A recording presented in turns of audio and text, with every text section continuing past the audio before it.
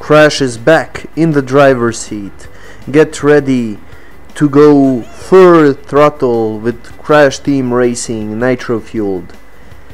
It's the authentic CTR experience plus a whole lot more, now fully remastered and revved up to the max. Hello everyone and welcome to my channel, and today I am reviewing Crash Team Racing. So as you know, I'm reviewing games I already own and games that I get as keys from the developers, and sometimes I like to balance both of those. However, there is a period of time during the year when there aren't many AAA titles that are coming out, and I like to always do a review of a game from the past, so maybe some new people might learn about it. But definitely this game has been definitely known by many. Crash was a mascot of PlayStation for many years, and the iconic original game was definitely a gem.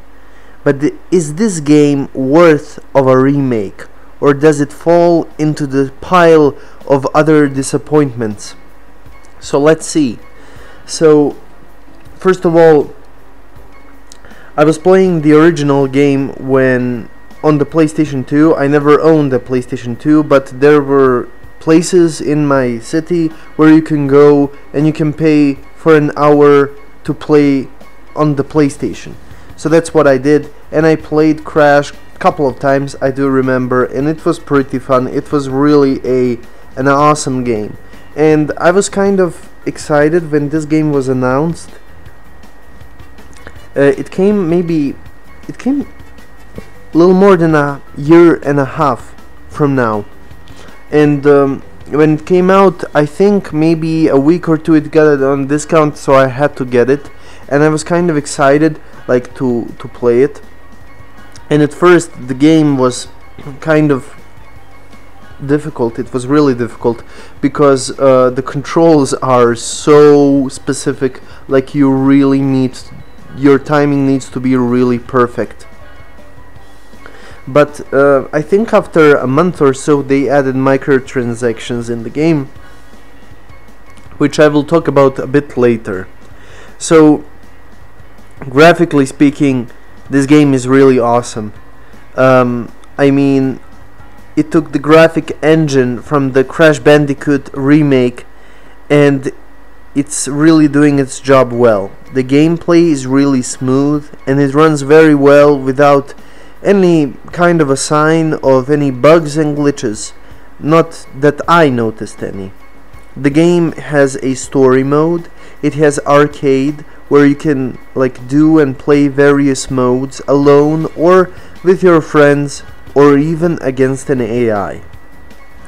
There's also multiplayer mode, but the controls, as I already said, are very difficult, and you know, don't get me started on the players, because there's so many good players right now at this point that even if you hop in the game right now, you won't be able to get ahead of them on the first lap. You won't stand a chance. It takes really a true skill to master this game, and those that have managed to do so, I applaud to them. I think that for me, this game gave me really a lot of good experience because it was really fun, but sometimes it can be also very frustrating. But I think it also that depends on what type of a person you are. So if you are a type of a person who doesn't like defeat or to lose, this maybe isn't for you because you're gonna definitely lose many times. Most fun with this game I had playing with my friends and my family, and there's a lot of fun to be had in this game and many things to do besides the leaderboards, and also there are some daily, weekly and monthly challenges that you can accomplish. There's a lot of things, as I said, you can do, you know, to occupy you. The game really has a lot of content in it, with its skins, with its characters. It's really crazy how throughout time they have been updating the game, and they were putting new characters like Spyro the Dragon or Baby Crash, or a various amount of them. But there's one thing that I mentioned in this video, but I really don't like, and it's the microtransactions. And I mean, the game came out without them. It's like they just released the game without any microtransactions, and then after a month or so they just put them back in, like it was a really very clever way to do for them. I mean, obviously, but I mean, seriously, on the good side of the microtransactions, you don't really have to pay real money, because it's not pay to win. It's not like FIFA or NBA where you're gonna get better things to make your character better. Microtransactions in this game are purely cosmetics. And why am I saying now it's not worth spending real money? Because you can actually get Wumpa coins, I think that's how they called.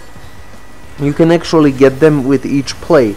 Each time you play a game or do a challenge, daily, monthly, weekly, whatever, you get those coins. You can use those coins to buy the characters, and every day there is a rotation of the item. Just like if you ever played Fortnite, you will know what I'm talking about. There's always a rotation of new characters and new skins and new wheels, and I don't know, it's really crazy. But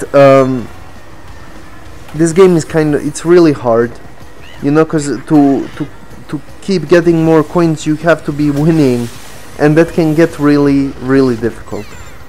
But overall, the experience and every aspect of this game, when you look at it, it is a worthy remake.